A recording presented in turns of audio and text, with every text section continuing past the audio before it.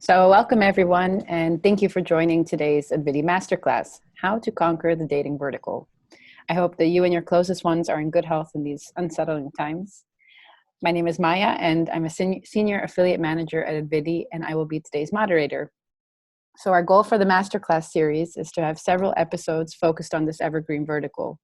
As many of you know, dating was the first vertical we launched at Advidi back in 2012, back where it all began. And though I may not have been around since then, some of our guests very well may have. So I'm looking forward to really diving in and highlighting the ins and outs of one of the products that has made us most successful throughout the years. So in contrast to many opinions that dating somehow is always magically dying, we see day in and day out the dating vertical grow, whether that be through the launch of new markets, brands, competitors, or new affiliates to the game. New things are popping up, which is why we've decided to put together this webinar. And through these series, we hope to share the critical aspects of this vertical and help you either migrate to the vertical or scale further if you're already an experienced media buyer in the field. So for this webinar, we've invited Paul Groen, Advidi's team manager dating, who's been with Advidi since the beginning and leads our biggest sales team. And on the media buying side, Victor Vaas, who is the managing director of Ovation, a media buying company based in Amsterdam, and whose main business focus is running dating offers. So I'd like to welcome Paul and Victor. Thanks for joining us today. Good to be here, Maya. Thanks for having us, Maya. Of course. So as you both know, today we'll start mapping the vertical, the main ins and outs, and we'll cover current trends, creative ideas for campaigns, and of course, tackle that elephant in the room, the COVID-19 crisis, what that means for the dating vertical, and how actually dating is thriving throughout this crisis. So before we start, just a small remark to our viewers that you can use this live chat box to ask questions if you're watching on June 24th, so Wednesday, which is when most of the questions will be answered, or rather throughout the webinar. And if you're watching on demand, you can always send additional questions to webinar@advidi.com and we can tackle that there. So kind of moving on, I think it's good to start off with a nice introduction from each of you. What I'd like to know, and I'm sure our viewers are eager to know, is how long you've been in the industry and what you like about it. Paul, maybe let's kick off with you. Sure, thanks, Maya. I've been in the dating industry for about 6 years now. That's also the same period as that I've been at Advidi. So when I started at Advidi, I started in dating, as is back then it was the only vertical that we were active in and still are active in. It's our strongest vertical. That was a coincidence that I started dating. There was no real intention behind it or something. Had several positions throughout the years at Advidi. I've basically seen all the verticals that we're active in and have been active in from the inside and out. Did account management myself for multiple years, and now I'm heading up the dating team for multiple years.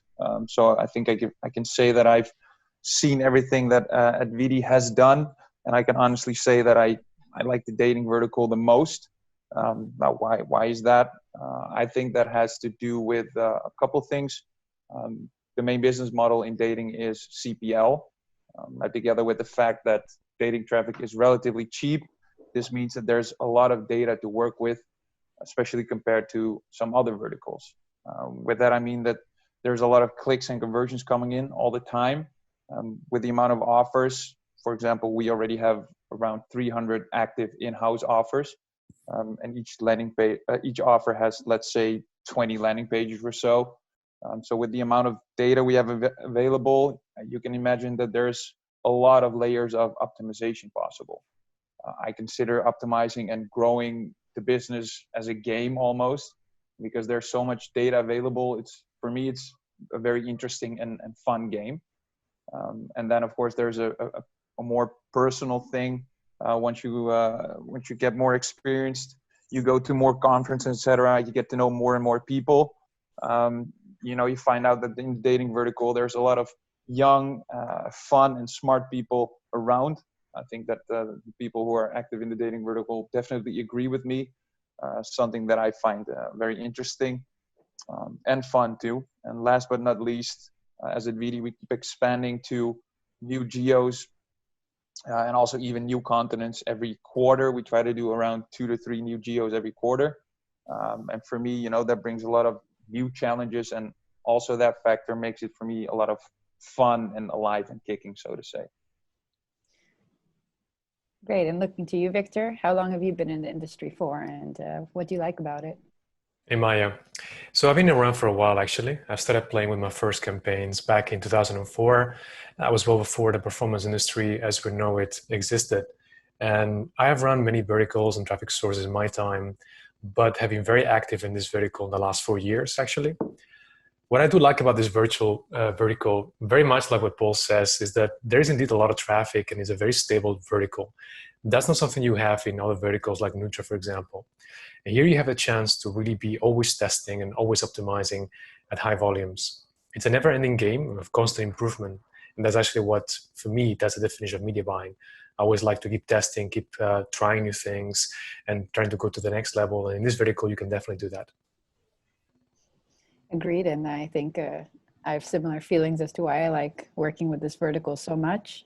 What I'd like to move to and kind of tackle is, over the years, we've heard plenty of prognosis that the dating vertical is dying, but our experience is that every time it manages to do quite the opposite. So my question is, why the skepticism and why is dating always considered to be an evergreen vertical? Paul, maybe let's start that off with you. Yeah, sure. I mean, yeah, indeed. I've heard that multiple times throughout the years. I would say every other year or so, people say that dating is dead, and that you hear that on conferences and on Skype. And yeah, I've never really understood. I think dating is super stable, super present, really an evergreen vertical, like you mentioned.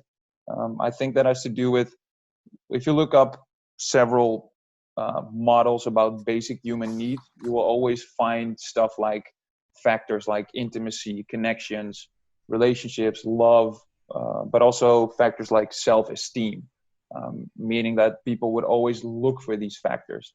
And I think that dating is a perfect vertical that taps into these basic needs of human beings. And I think that people just mention that dating is dead. There's always these verticals that pop up every now and then, and they're super hyped. And then the buzz is all about this specific vertical. And I think just as a result of that, you hear a little less about dating, and then people just say that dating is dead. Well, actually, it's never dead. It's always present. It's always very much stable. I also think that it will always stay that way. The basic human needs, were the same, are the same, and will be the same. And I think that that is the main reason that dating will always be present and always be stable. And I think a lot of affiliates, also top affiliates, agree with me. And that's also the reason that they stick around. Traffic is there, has been there, and will always be there. Victor, any thoughts on this? I mean, just to add to what Paul is talking about, like there's a few verticals that can be called evergreen, and those have always to do with primary basic human needs. There'll always be success to be found in running verticals such as health and beauty, dating, or money-related verticals. Any piece of advertising you can see around yourself in the end kind of tries to harness a little bit of the good old survival and replication instincts. And whether you're being sold a car or a holiday or insurance, if the ad piece is any good, it'll have elements of status and sexuality in it.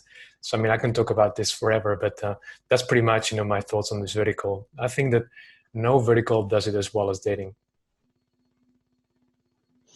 And of course, now we're living in some uncertain times, COVID-19. What kind of impact have you guys seen to the business due to the virus?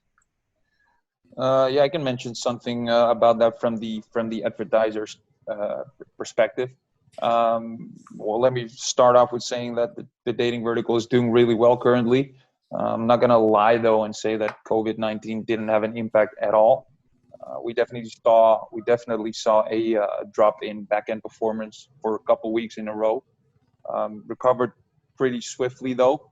Happy to say that we're now already back at the level of pre-corona or pre-COVID, and especially in some geos actually we're already outperforming the period before COVID, which is interesting. For example, with Italy was hit pretty hard by COVID-19, and actually now we see that Italy performs back-end wise even better than before COVID.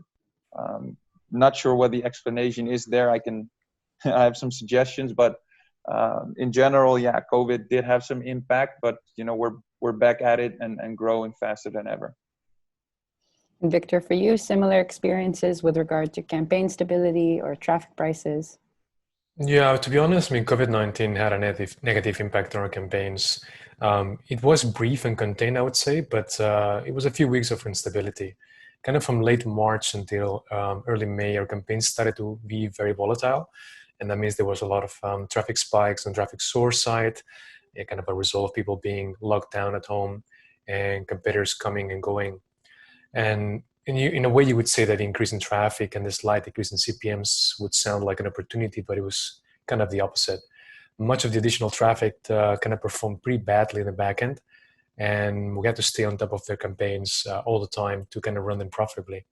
But yeah, we're a good team, and we managed to keep the ship steady. And within a few weeks, what we see now is that not only performance is back, but we are doing better than before, that lockdown day.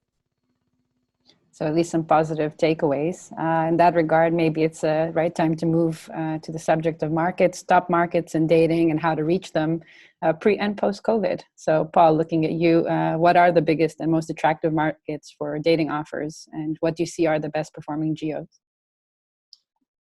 Well, we as Advidi are active in around 25 geos currently, still growing, as I mentioned. I would say that in almost all of them, we're super competitive. We launched the US around a year ago, and I would definitely say that this is our top performing geo. And even in a country this big with so much traffic available, I'm sure there's a lot of room to grow still. I would say in Europe, for example, Italy and the UK are real money makers. Not to forget about the Nordics, of course. Those are super interesting always. In those countries, we even pay up to 20 euros per lead, sometimes even higher. Having to do, of course, with the fact that people in the Nordics have a lot of spending power, which we then see back in the RPU. RPU is short for average revenue per user, a backend metric we basically use to determine traffic quality, hence affiliate payouts. Since last year, we've been expanding into Eastern Europe too, seeing surprisingly high performance there. Czech Republic, for example, Poland, and recently also Slovakia, they show really great performance. And geos like these, I feel, are relatively often left aside by affiliates. Affiliates seem to tend to English-speaking geos and Western European countries. And yeah, because of that, I would say that there is less competition for affiliates to do well and make a lot of money there. And I would also make a special note for Japan. We launched that a few months back as our first Asian geo. And yeah, I would say it's super interesting so far. Japan is a completely different country from most other countries in the world. And building a well-performing offer is a real challenge. I wouldn't say that we have completely cracked that nut. But there's a lot of volume available in Japan, a lot of traffic available. People have spending power there too, so there is a lot of money to be made. And I'm pretty confident that this will be a big geo for us in the future. And I think you also mentioned trends. Saying something about that is I see a trend around API traffic, not specifically geo related, just across all geos. API traffic, not something new per se. It's been around for a while, but lately I hear more questions and more people asking and talking about API traffic. Seems to be a trend. Also, we as at VDZ see increasing numbers on API traffic. Perhaps if in a future webinar we could dive deeper into API, but I would definitely label this as a trend in the dating market. So I heard, what comes first, the traffic or the offer? And I know in Japan we have good offers are hard to come across. So I guess looking to you, Victor, in terms of top markets and how to reach them, what do you look at first? Competitive offers, traffic? What do you suggest? It's always a bit of a trade-off between volume, performance, and competitors. I mean, Geos like US, UK, or Germany have a lot of volume, which is great, but they're also difficult to manage for new media buyers because they're very volatile. That means the performance changes quickly, so you need to always have a lot of optimization on it, or rather that your optimizations, they last for less. So you need to have a lot of maintenance for those campaigns. And they're very competitive. That means that you're going to have to pay a lot more money to gain those good quality impressions. I mean, those geos do have also a pretty good backend, despite the fact that they're very competitive. So the trouble is justified, I think, but you need to have a little bit of experience under your belt to really go for those if you've never done this before. At the same time, like there's also smaller geos that are usually less competitive. That also means more stable. So in principle, they're easier to start with and manage. I wouldn't consider, for example, Nordic geos to be an opportunity for beginners, though. I mean, they're actually small, like Paul was talking about, and they, in principle, also easy to tackle, but they're also very competitive. They have very small traffic, and people are really eager to get those high payouts. Also, keep in mind, performance in the end is a relative of the CPMs that you're paying and the payouts that you're receiving. Media buying is a game of arbitrage, and so payouts in a geo, like for example Brazil, they're lower than that of Sweden, but the CPMs are also much lower, right? So high volumes of cheap traffic make it also an attractive geo. Just expect to spend more time in this case minding the backend quality, of course.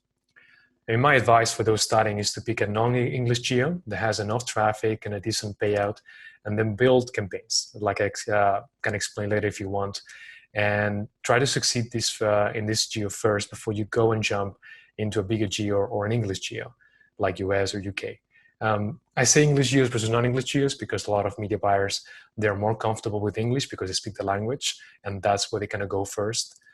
But you want to always go for stability. And I feel always that's a bit of an underrated concept. Media buyers want to go all fast and furious and pick battles with the main geos. But I think it's best to do a few laps in your sports car, let's say, in conditions that you can control.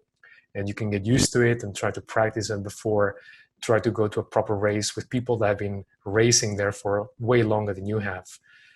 Just try to have stable campaigns, and then that will give you more chance to build more campaigns while the campaign stays stable, and then you can grow at your own pace. When you're ready to go to the next level, then that's your choice. Well, indeed, we do see, a lot of players have been around for a while, and they have those relationships and things we will talk about later in this webinar. But you did touch upon the next subject, which is where to begin and further master the dating vertical. So, as I see it, with every product group, vertical, traffic source, Nutra, finance, there are key and, quite frankly, critical considerations to take into account in order to get things started. So from my experience, there's quite a difference in terms of mindset of a Nutra affiliate versus a dating affiliate with regard to how they approach the media buying itself. So, a simple point being the difference in the sheer number of campaigns a dating affiliate runs in order to make the same six figures. So Victor, looking to you, from a media buying perspective, what is the easiest, and maybe easiest is not the right way to frame it, but, a simplified way for an affiliate who doesn't have previous experience running dating offers, but is a good affiliate and, to migrate to this vertical? What kind of things should they consider? Where should they start? I would say first and foremost, focus. I mean, you're going to read and hear about many different strategies. I would suggest pick one and stick to it. It takes a while to get to a point in which you're getting traction. So you need to pick your spot, spend enough money, get traffic, optimize it. You can keep up that cycle until you've managed to succeed at least in that one spot, and then multiply that several times, and you have a decent portfolio. So if you keep switching approaches, like what I see sometimes with people that are getting started in this vertical, you're always going to struggle to see a good result. You just need to go deep enough so you understand what's working.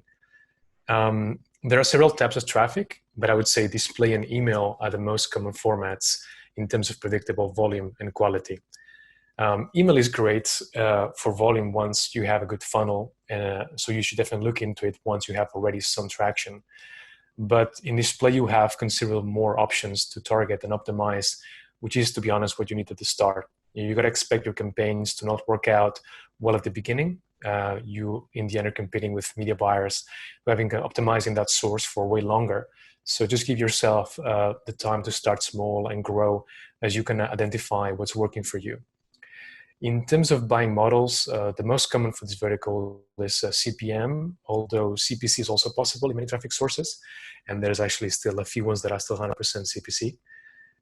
If you're starting small and you have good knowledge of our creatives and optimization process, I think CPC might help you get started, just because you're going to put more emphasis on the creative side instead of the volume side. But eventually, CPM is what you're going to need to make it work. It's also important to start small, figure out what works in terms of, on the one side, the funnel. So that's what you would call your banners, your pre-sales, and the offer landing pages. And on the other side, the targeting settings like operating system or browser. The most basic and common strategy to add to that would be to start with a run campaign, usually what's called in dating. Run means run of network. So you're going to run a lot of different spots at once. And then all you got to do is start blacklisting those spots and sources as you optimize the campaign. So whatever works way below average, just you need to exclude. And this way you can eliminate sources in your campaign that are not working as well, but also you kind of get to know what's working much better. And those things you can add to a new campaign, which we can call whitelist campaign. What this allows you to do is you can have a more conservative, more testing setup for the blacklist campaigns and a more aggressive setup for the whitelist campaigns. You see this in many examples, like, if you're running mobile traffic, then pretty quickly you're going to see that iOS is different than Android, and you might want to have this in different campaigns so you can bid different for each of those campaigns. And indeed, like what you mentioned, in one of the main differences in this vertical is the amount of campaigns that you have to have, and it's also the way that you build the campaigns. Because if you have a big campaign that you start to blacklist and create new ones based on what works better, plus also try to cover all the combinations of spots and sources, you're going to end up by having a lot of campaigns at the same time.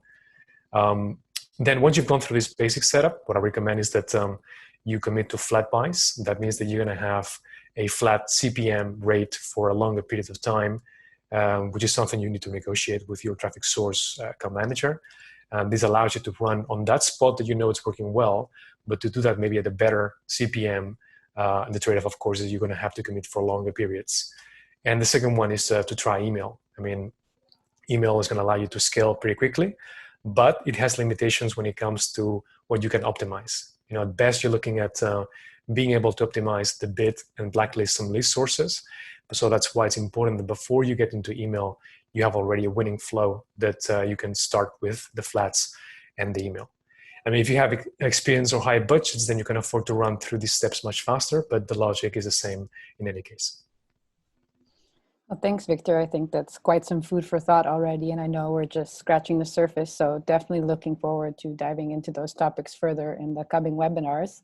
Paul, looking at you for this one, I mean, we hear SOI, DOI, PPS, which are all just, conversion flows, easy to Google, so I'll let you all viewers do that, but I wanted to take it a step further with you and, understand how advertisers actually monetize the users. So looking at the difference between, for example, subscription-based dating offers versus token-based offers. Yeah, that's actually a good question, Maya. Indeed, a lot of people always speak about, hey, is it SOI, is it DOI, is it PPS, which of course is an important question, but I don't hear too many people talking about, hey, what type of offer is this? How is the advertiser monetizing the leads or the users? So yeah, I would say there's two types of monetization ways, one of them being subscription-based and the other one is token-based. So let me talk you through the differences. To start off with a subscription-based dating offer. Now, in that case, users can buy subscriptions. So usually you see different options. For example, a weekly subscription or a monthly or a yearly subscription. Obviously, the yearly subscription is then the most expensive option in an absolute way, that is, but then relatively seen is the cheapest option. And then subscription means that as long as the user is subscribed, they can chat on the dating platform and make use of the service. If the subscription would run out, usually it gets automatically renewed. So then, yeah, there could be a real benefit in terms of long tail revenue. The other one is token based. Some people say credit based. It's basically the same thing. We usually say token based. This is also what our in-house offers are based on. Works a bit differently. Users need to buy packages of tokens to be able to chat with profiles, to use the service. Again, you would see different price points. So you could buy smaller packages for a lower amount, and you could buy bigger packages of tokens for higher amounts. Again, usually with the logic that the bigger packages are more expensive but relatively cheaper. Now, of course, users need to have tokens to chat, and if they run out of tokens, they cannot chat anymore, which is then the call to action to buy more tokens. Now, it's not like token is better than subscription per se or the other way around. It's just different. And I think it's also important to know the difference and what type of offer you're running as an affiliate. As Advidi, with token-based dating offers, we can determine quality relatively fast. As you can imagine, that there are more users that purchase something. Of course, if users run out of credits, which is relatively fast, we have a lot of data points to see if the user drops off or does he buy another package, which means he doesn't drop off. With a subscription offer, for example, this same information can take a week with a weekly subscription, but also a month if they're on a monthly subscription. So yeah, this thing with token based offers could be a benefit in terms of testing new sources or angles as an affiliate, because you would get some quality feedback relatively sooner. On the flip side of that, because it's of course cheaper to try a token-based site as a user, these sales are worth less money than with subscription offers. I think in general it's fair to say that the lead to sale ratio on token-based offers is higher than with subscription, but with subscription-based offers, the RPPU is higher, which means average revenue per paying user. I believe we will touch upon these terminologies a little bit later in the webinar.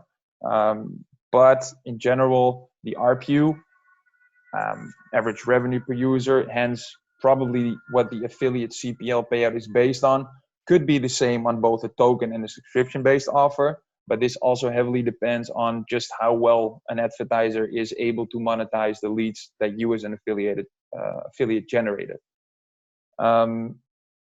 Again, if that sounded a little bit confusing, lead to sale, RPU, RPPU, stick around, because I know that Maya, you're going to ask a question about this later on, so I'll explain it a bit more in depth, but I hope that the difference between token and subscription is a bit more clear now.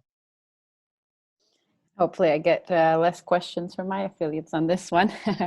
I want to move more into the subject of the campaigns themselves and touch upon the do's and don'ts. And of course, my favorite subject matter, which is the elusive topic of quality.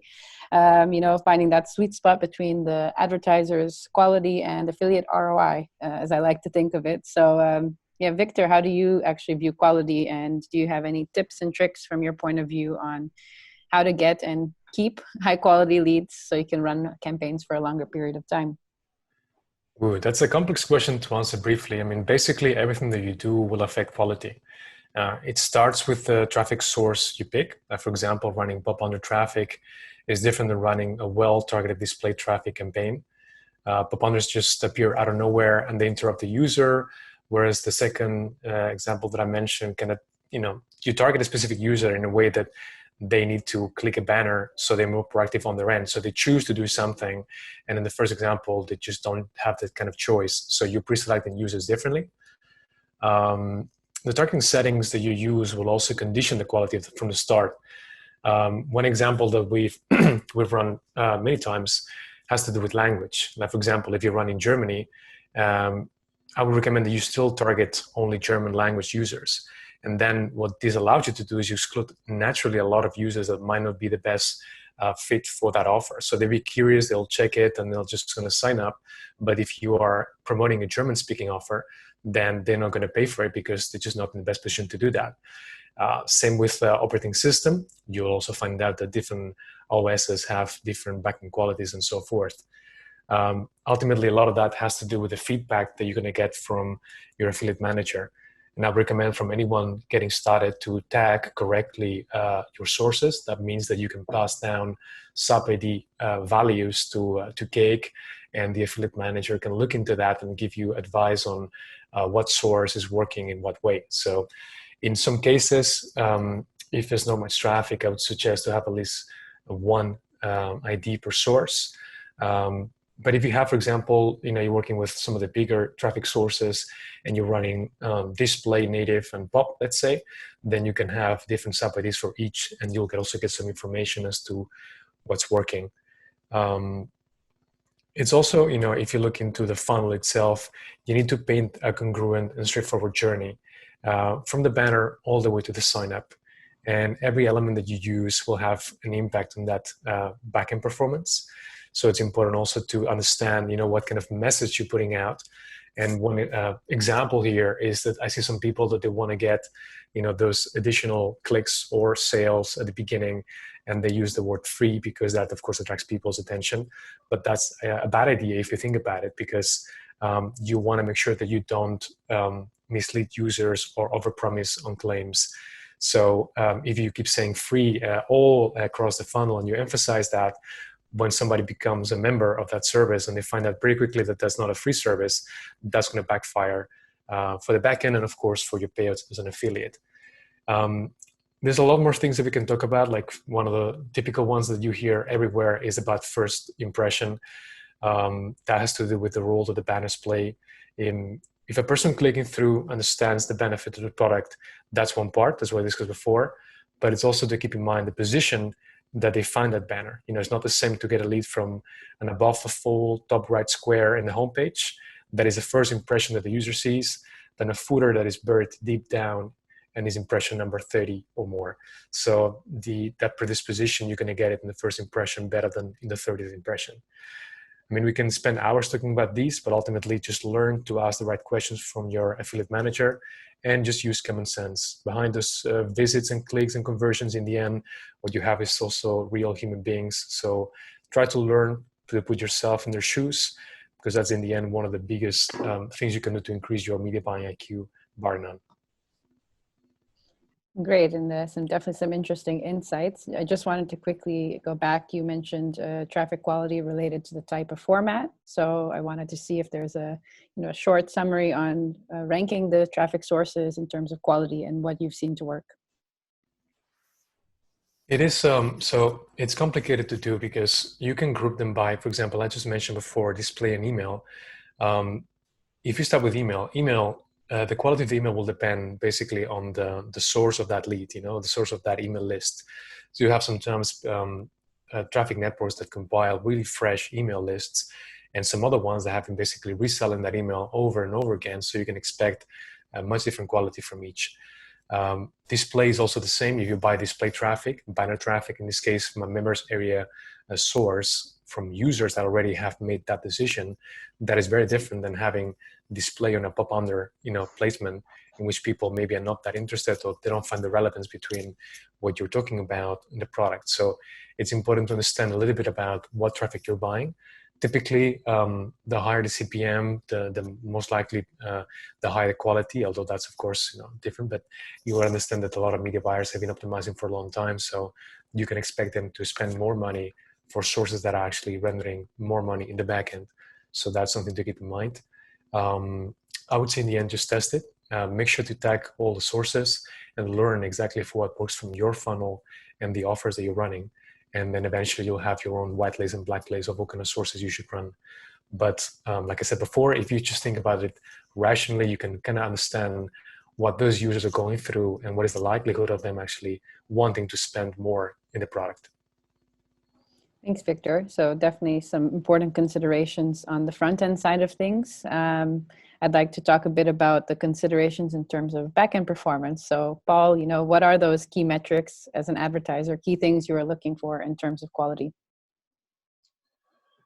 Well, I mean, we're, of course, as an advertiser, yes, we're looking for back-end performance. Not only, I mean, some people say, yeah, you're only looking at the back end.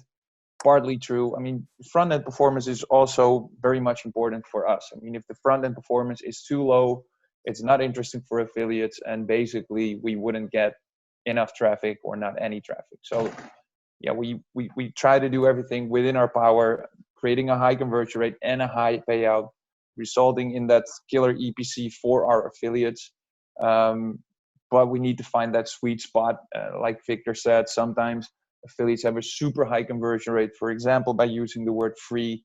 But as a result of that, the backend performance is very low, payout will drop, and then, yeah, no one is happy. So I think there is a sweet spot between front and backend performance.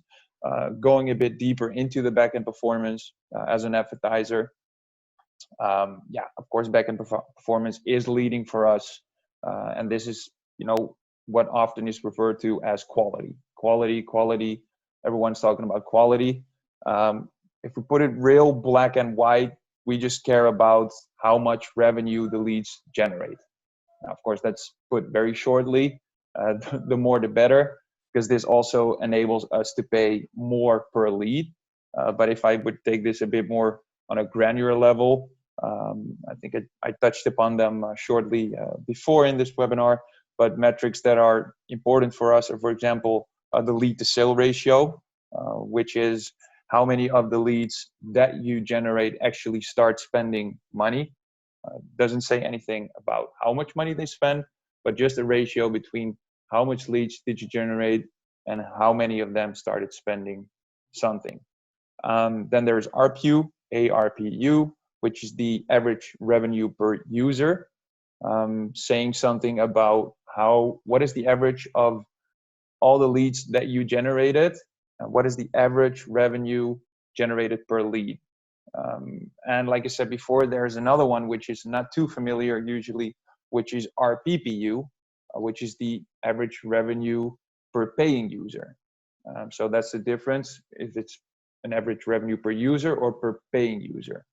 And that last metric, together with ARPU, really tells us something about, what I said before. Is this revenue coming from one big spender, or is it evenly generated across all your users? So I would say that these are the three leading metrics for us: lead to sale ratio, ARPU, average revenue per user, and average revenue per paying user. Now this is, we have a dedicated pricing team at Advidi of around 6 people. Basically, they're analyzing day and night, looking at these metrics of all the traffic that comes in. And then based on these three metrics and a few more that I will not dig into today, they will determine your affiliate payout. And yes, these can change depending on the quality that you're sending us. Thanks, Paul. Definitely some insights you don't hear about every day.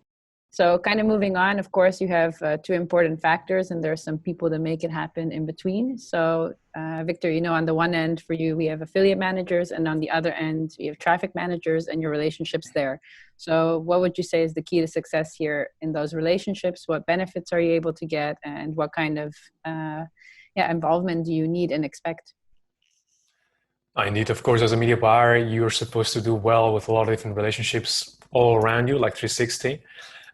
Traffic managers, ad server, tracking, hosting, reporting, spy tools. There's a lot of things that can make your game better.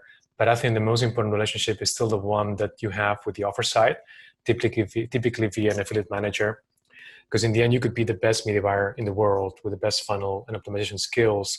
But if you send all that traffic to the wrong offer or in the wrong way, or you don't learn anything from the back end, then nothing of that really is going to matter.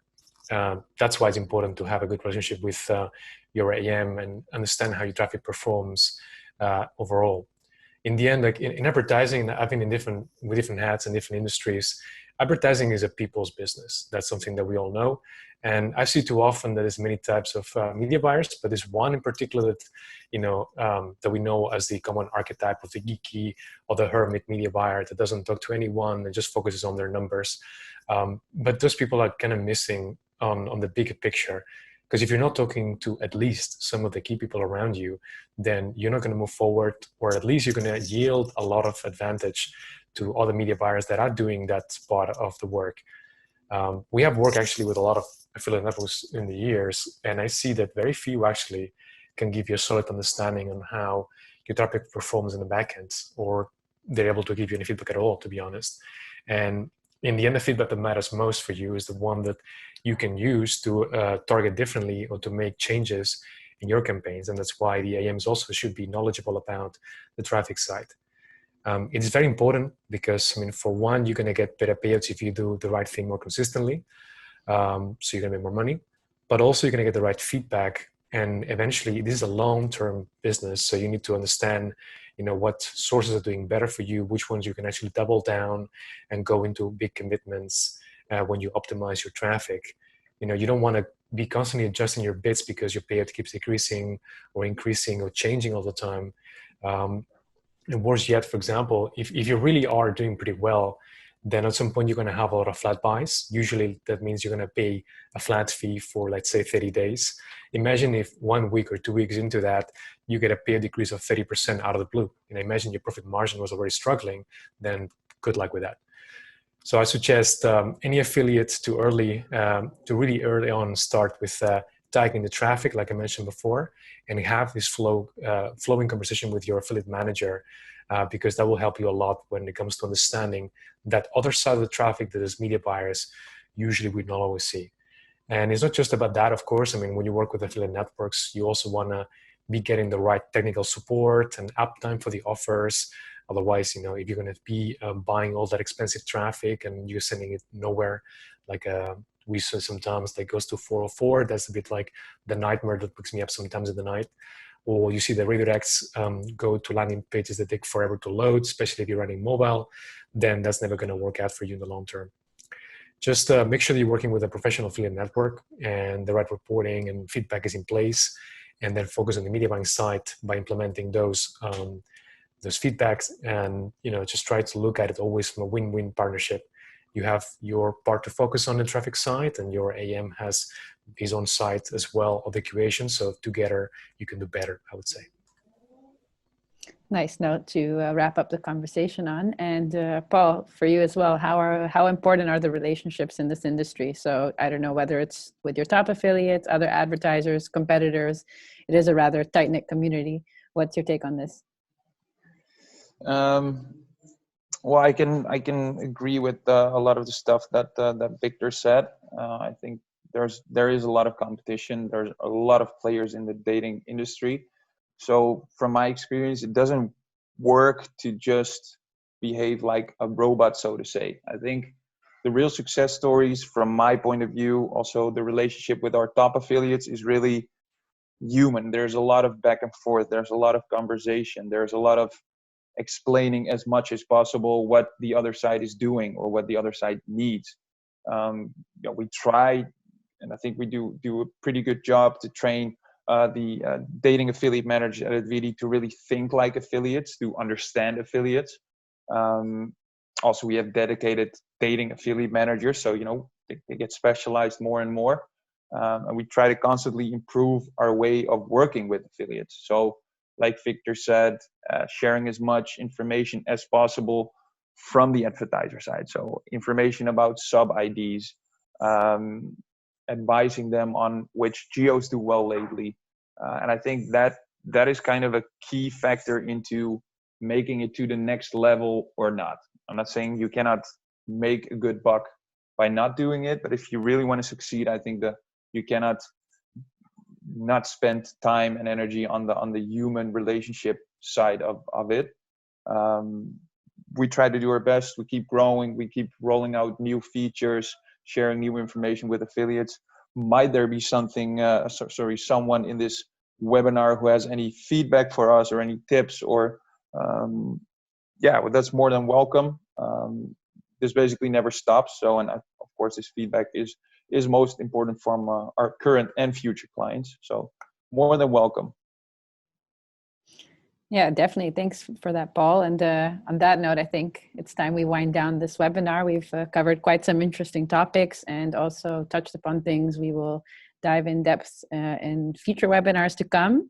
I wanted to, thank you all for your time and attention and all the questions in the chat box. For those that didn't have time to send those over, please do send them to webinar@Advidi, and we will be sending a summary of them with the answers. So yes, a big thank you to you, Paul and Victor, for your time as well. Thank you, Maya. Thanks, Maya. My pleasure. Until next time, guys.